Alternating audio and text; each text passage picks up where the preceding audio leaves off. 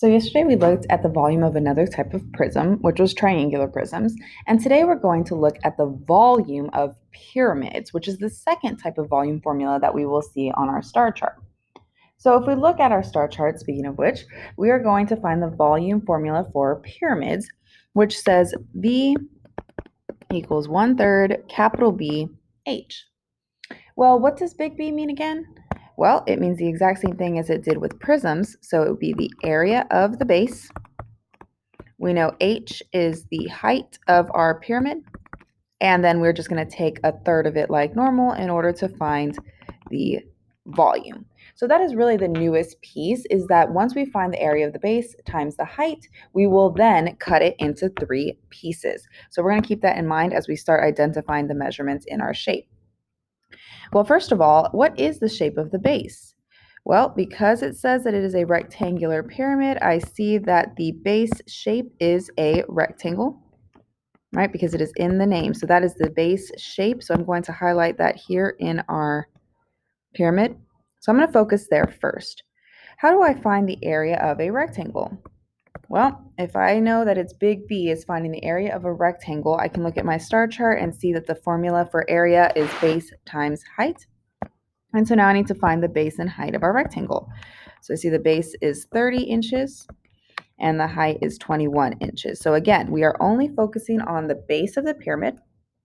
And then we can go ahead and multiply that over here to the side to see what we get. So the area of the rectangle is 630 squared inches. Now this is the piece that we are going to substitute into our volume formula as the area of the base. Okay, 1/3. Now the area of the base is 630.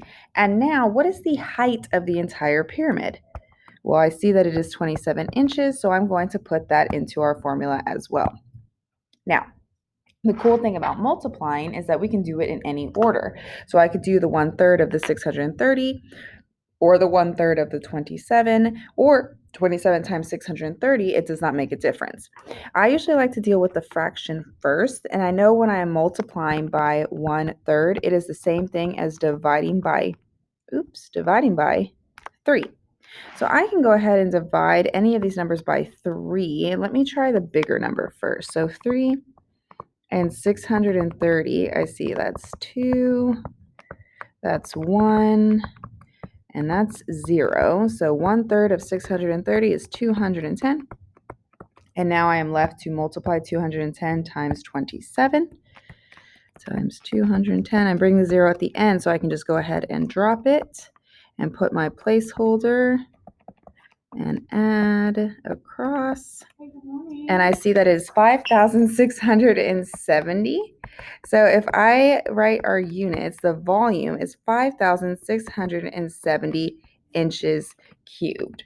So to stamp, in order to find the volume of a pyramid, we are first going to find the area of the base, just like we did with prisms.